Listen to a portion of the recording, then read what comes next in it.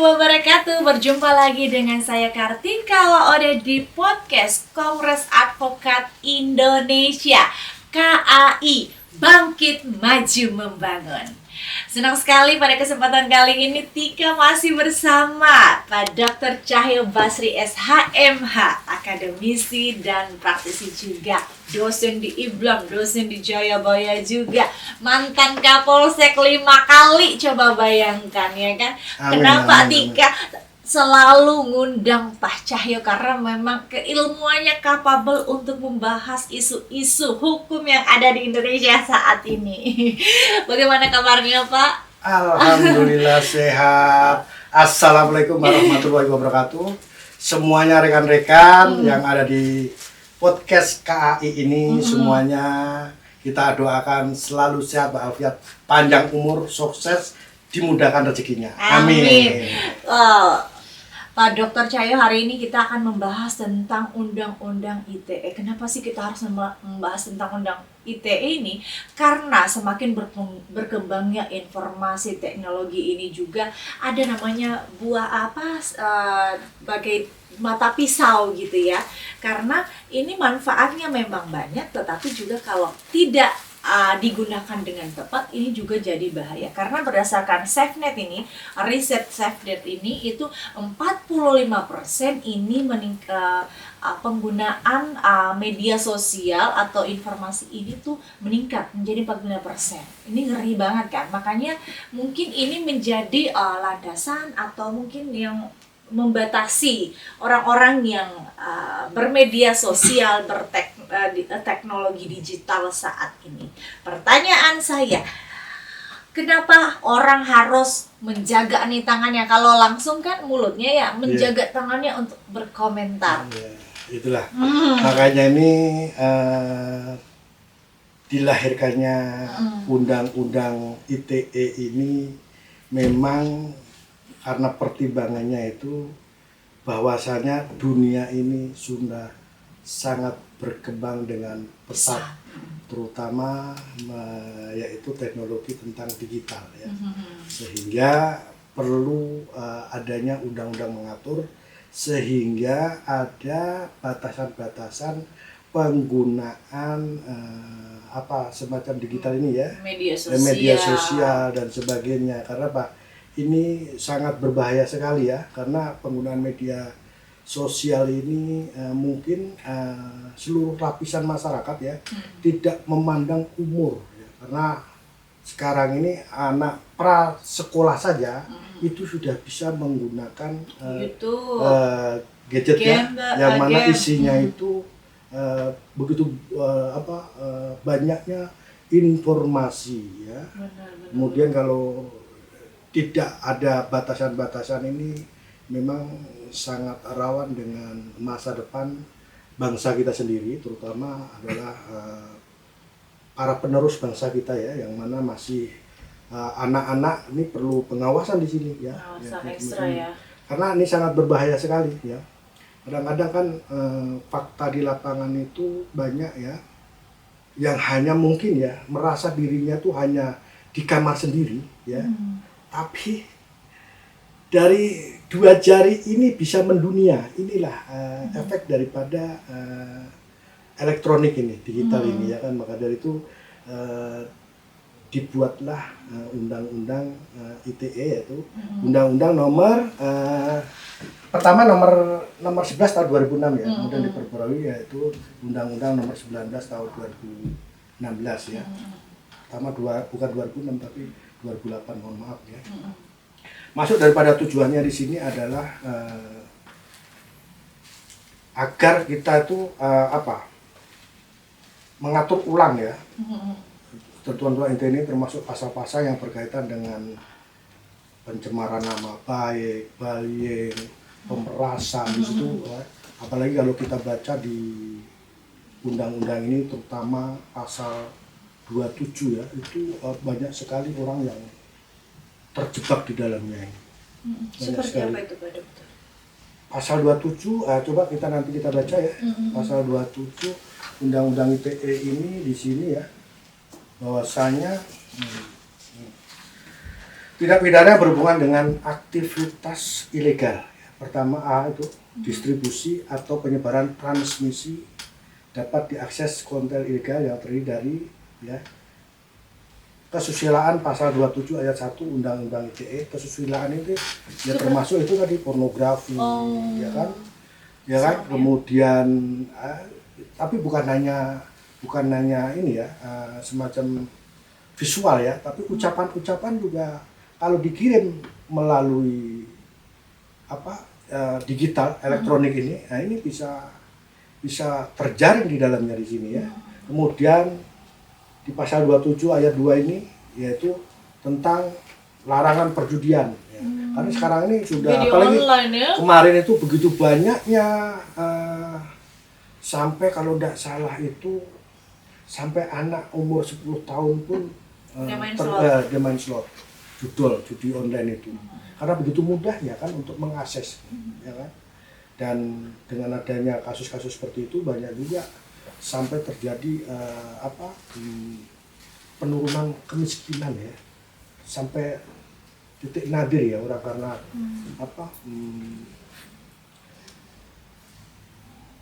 semacam kayak kecanduan ya. Candu ya. Karena kan pertama itu kan judul itu kan tadinya dia aplikasinya lewat game ya, asik kan, ya asik lama-lama akhirnya. Ya kan kalau kemarin aku sempat dengar podcast atau nonton berita, ya kan memang mudah sekali untuk mengakses judi online itu. Mungkin dengan dana cuma 5.000, 10.000 udah bisa main judol tadi ya, judi online itu. Udah gitu tidak ada pengawasan juga gitu kan. Jadi memang semuanya dimudahkan. Sebenarnya memang di dunia digital memang kita dimudahkan, tetapi kalau kita salah menggunakan juga malah petaka gitu loh. Dari itu mungkin Undang-Undang ITE ini mengatur semua gerak-gerik semua orang yang bermedia sosial menggunakan teknologi informasi sampai hari ini. Nah, pertanyaan Tika, ini kan kayak bullying pun kan sebenarnya di media sosial juga banyak. Ada nggak kasus-kasus yang akhirnya bahwasannya Undang-Undang ITE ini memang berlaku benar gitu di lapangan? Atau cuman hanya mengatur saja, cuman ya sudahlah selesai gitu aja, berdamai gitu aja gitu? Jadi Undang-Undang ITE ini justru kalau menurut pengamatan saya justru penegakan hukumnya tuh lebih signifikan ya. Oh iya? Ya, lebih signifikan. Karena apa? Untuk pembuktiannya dia lebih mudah daripada undang-undang pelanggaran konvensional, ya kan? Seperti contoh, mohon maaf nih ya. Di sini misalnya di ayat 4 nih pemerasan atau pengancaman, ya kan? Itu dengan mudah sekali dikirim kan? Ya, lewat WhatsApp, ya kan? Kemudian bisa juga kalau tidak ditanggapi nanti berkembang Facebook, dia tahu IG-nya, tahu TikTok-nya, semuanya akhirnya kirimkan di situ. Bahwa kalau misalnya kamu tidak seperti ini akan saya bongkar loh. Nah itu kan ya ada pengancamannya di situ kan, sehingga orang mengabulkan atau menuruti apa yang dia harapkan, apa yang dia mau. Kalau mamanya contoh case kayak gini, mamanya punya utang ya, punya utang tapi slow respon lah, dia janji aja. Terus dia ngancem kalau kamu nggak sampai bayar utang kamu, ini kan di posisi aku kan salah ya. Aku akan publish gitu, akan posting di media sosial. Itu masuk nggak Undang ITE? Walaupun mesti di kondisi aku nih salah gitu. Jadi begini, seperti pertanyaan Mbak Tika tadi itu sudah banyak kejadian. Contoh mungkin saya tidak sebutkan oknumnya dan sebagainya, tapi mungkin semua orang tahu karena pernah viral ya, kepada seseorang di daerah Sumatera ya kan. Mungkin pada saat itu alasannya suaminya karena harus mencari job sehingga membutuhkan dana, ya kan? Pinjam uang kepada sahabatnya, ya kan? Kemudian sahabatnya tuh memberikan pinjaman. Ya. Selanjutnya, ya orang tersebut ditagih secara baik-baik, ditemui kok tidak ada respon, kemudian juga malah nomor handphonenya diblokir, kemudian Facebooknya semua diblokir, ya kan. Intinya dia tidak bisa komunikasi, sehingga karena dia tidak bisa komunikasi, ya kan, akhirnya jalan pintas, ya kan. Kemudian diviralkan lah itu di status IG-nya maupun Facebook dan di WA-nya itu. Nah, akhirnya bukannya dia itu sesuai harapannya uangnya dikembalikan, malah dia dilaporkan. Ya kan, dari itu. Ini sebenarnya menurut saya sih sebenarnya ya memang permasalahan pokoknya tidak begitu diungkapkan. Benar. Justru ya kan mesti akar permasalahannya apa, jadi menimbulkan masalah baru ya. Iya, masalah baru kan, kasihan kan. Jadi inilah efek daripada undang-undang ITE ini. Dengan mudahnya orang ya yang kurang bijak dan kurang cerdas, kurang kehati-hatiannya bisa terjerat di sini. Itu ini sangat banyak sekali. Mungkin kalau saya sampaikan ya, ada juga yang statusnya artis hanya karena dia memasang menulis ya status ya tidak saya sebutkan nanti, kalau saya sebutkan nanti akhirnya membias ya. Tapi intinya seorang artis terkenal tersebut dijatuh hukuman. Padahal kalau menurut saya sih ya ibaratnya terus kemudian ada juga tokoh ya mantan menteri ya, karena merekayasa salah satu alat ibadah agama ya kan. Maksudnya gimana? Merekayasa apa yang direkayasa? Ada itu di salah satu menurut agama tertentu kan, kemudian wajahnya dirubah, disamarkan. Itu ada juga pihak-pihak yang keberatan dengan menggunakan menjerat dengan undang-undang ITE ini, yaitu di pasal 27 ini. Jadi undang-undang ITE ini sebenarnya lebih ke merendahkan dan diposting untuk ditonton publik, itu masuk dalam undang-undang ITE. Jadi sebenarnya sih masuk, dan tujuannya pembuatan undang-undang ITE ini agar kita semua ini kan terhindar dari perbuatan-perbuatan yang tidak terpuji sebenarnya, merugikan orang lain. Ya, contoh misalnya merendahkan harkat martabat orang lain, membongkar rahasia orang lain, itu kan tidak boleh kan gitu. Jadi ibaratnya kita itu agar berhati-hatilah dengan menggunakan dua jari kita ini, dengan jangan mudahnya juga. Misalnya ada di satu grup WA maupun Facebook dan sebagainya, ya kan, langsung main share aja, padahal dia belum memahami sesungguhnya isinya. Itu hoax, bisa masuk hoax ya? Ya bisa. Hoax itu undang-undang ITE masuk ya? Masuk semuanya masuk di situ. Ini yang perlu diperhatikan para seluruh lapisan masyarakat lah ya, agar lebih berhati-hati kita dalam penggunaan undang-undang ITE ini. Karena ya menurut saya ya memang sebenarnya karena di undang-undang ITE ini kan sebenarnya korban itu tidak berhubungan langsung, hanya dunia maya ya kan. Jadi pihak-pihak ibaratnya yang terjaring undang-undang ITE itu kadang-kadang dia tidak sadar. Ada juga yang sebenarnya dia tidak ada niat untuk menjatuhkan nama baik orang, ya kan? Karena ketidaktahuannya bisa juga, tapi ada juga yang memang sengaja, ada unsur sengaja. Atau apalagi sampai dia mau rekayasa membuat berita yang tidak benar.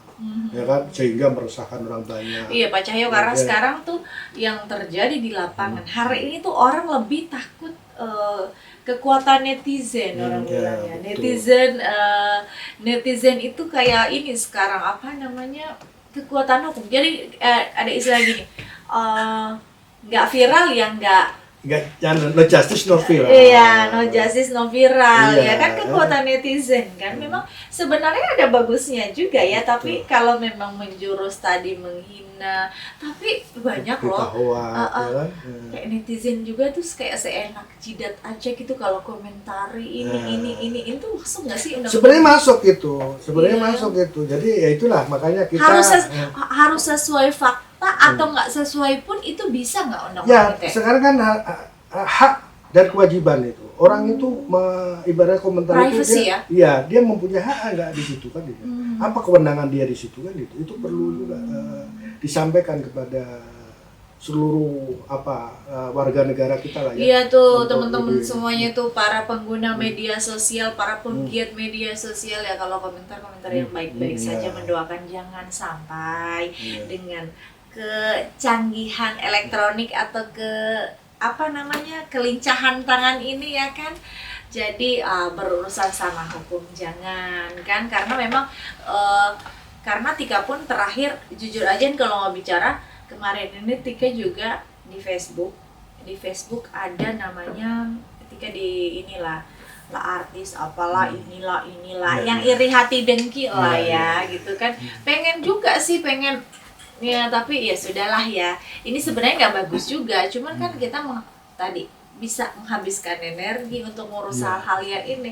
Cuman Sisa satu waktu. iya, tapi satu sisi Tika juga pengen bilang sama orang-orang ini gitu ya. Iya, ngapain sih terlalu sibuk ngurusin hidup orang lain? Kalau memang lo nggak punya kewenangan di sana ya sudah gitu loh.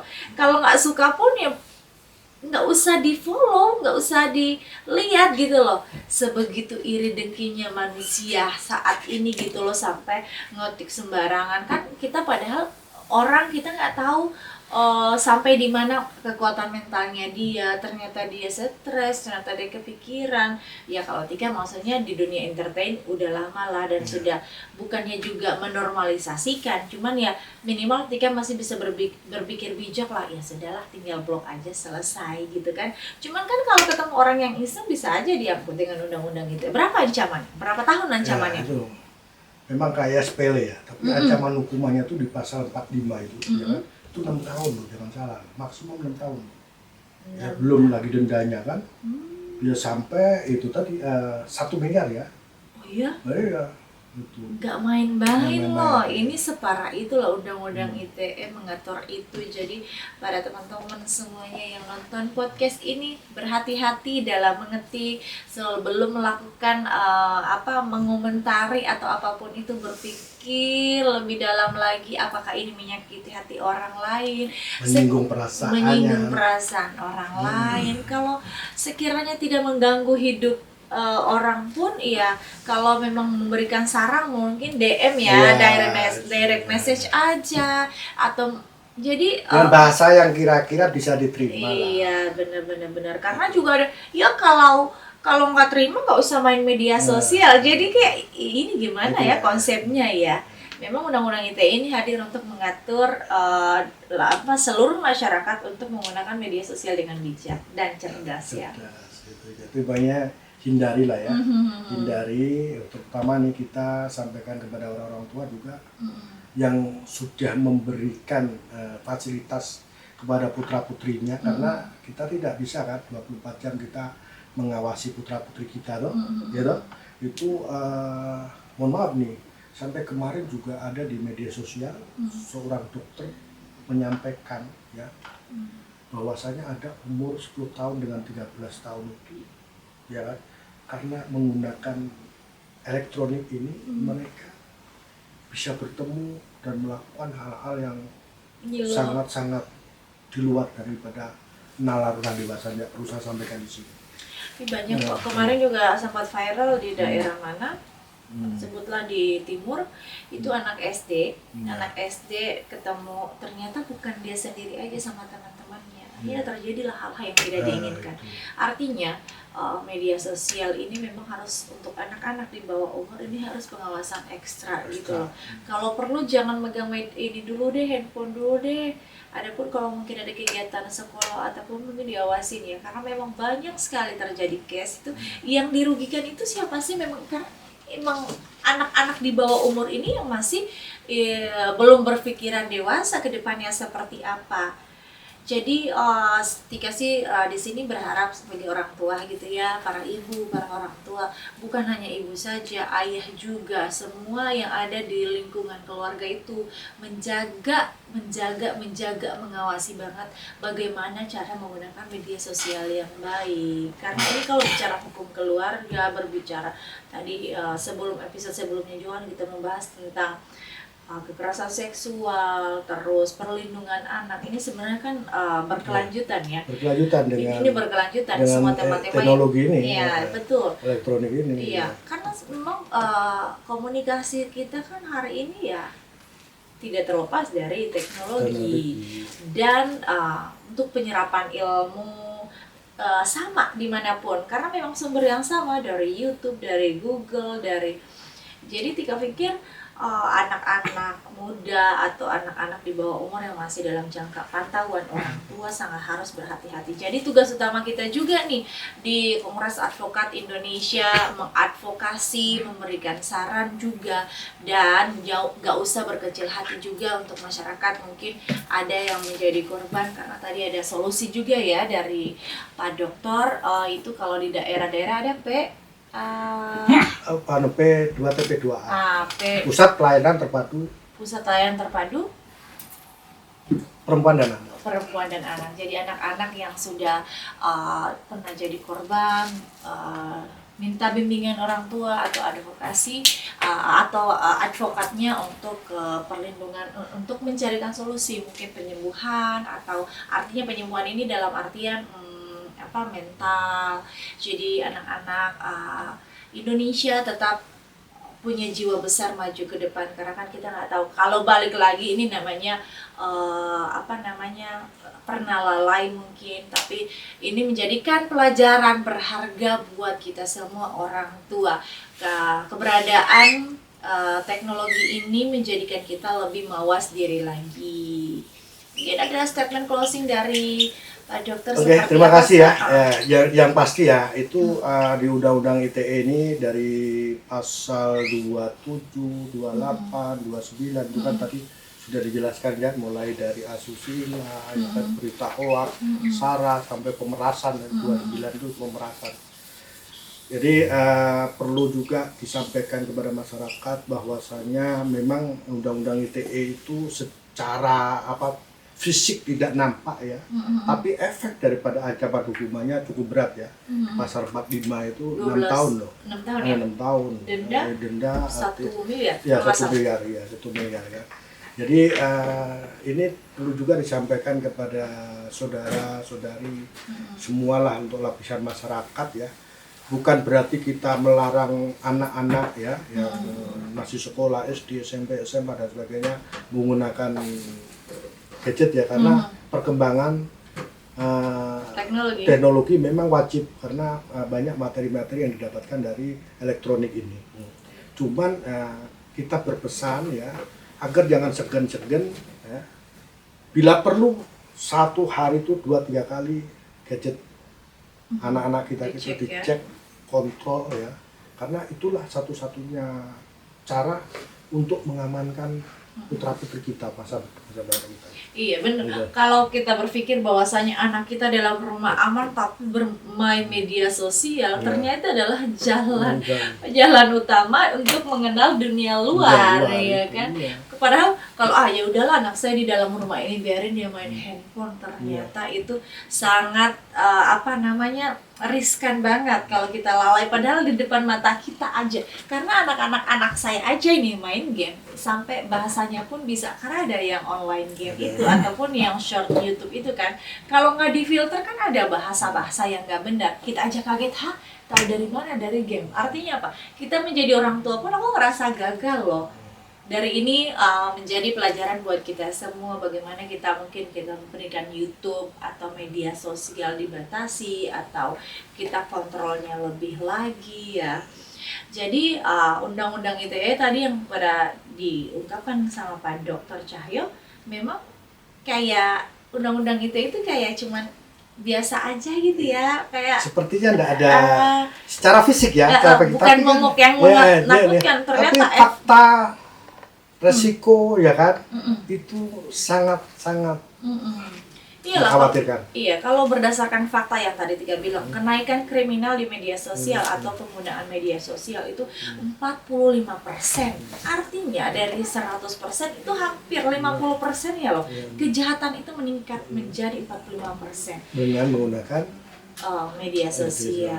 Dari situ ini menggunakan kenapa dengan Undang-Undang ITE ini untuk mengawasi, membatasi orang-orang untuk bertindak, karena memang enteng aja gitu, nggak mikir, namanya juga nggak mikir, cuma ngetik-ngetik aja untuk perkara perkara orangnya suka tidak suka ya bukan urusan aku, intinya aku nggak ngeliat muka langsung juga. Ternyata efek untuk si korban ini luar biasa loh, bisa trauma, malu dilihat sama orang. Kan kita aku bicara followers lagi, followers yang ribuan itu kalau semua orang ini kan dia bisa di di masyarakat bisa dilihat, istilah kata apa ya itu ya, didiskriminasi lah. Apalagi kalau bicara itu kan cuma masalah bahasa komen-komen yang nggak benar. Apalagi kalau ada contoh case yang punya utang yang seperti apa itu. Ya kan, padahal kan orang juga bisa melanjutkan hidup. Artinya di sini apa? Undang-undang ITE ini membatasi orang karena juga yang lain juga pengen hidup normal layak seperti yang lain. Baik Bang Cahyo, terima kasih banyak atas waktunya sudah hadir di podcast Kongres Advokat Indonesia. Mudah-mudahan di next episode lagi kita bisa membahas topik-topik yang lebih menarik, yang memberikan advokasi untuk masyarakat luas. Kongres Advokat Indonesia juga memberikan aksi yang nyata untuk mengadukasi, advokasi atau ilmu-ilmu yang memang mungkin masyarakat luas belum pada tahu. Di Kongres Advokat Indonesia ini kita sharing ilmu kita, mungkin kita juga masih ada kurang-kurangnya, nggak masalah, nanti di komen di YouTube mungkin ada topik yang hangat yang perlu dibahas, mau konsultasi, karena Kongres Advokat Indonesia juga punya lembaga bantuan hukum. Akhirnya saya Kartika Waode, nanti kita akan ketemu di topik-topik menarik lainnya di podcast Kongres Advokat Indonesia, KAI Bangkit Maju Membangun. Terima kasih banyak. Wassalamualaikum warahmatullahi wabarakatuh.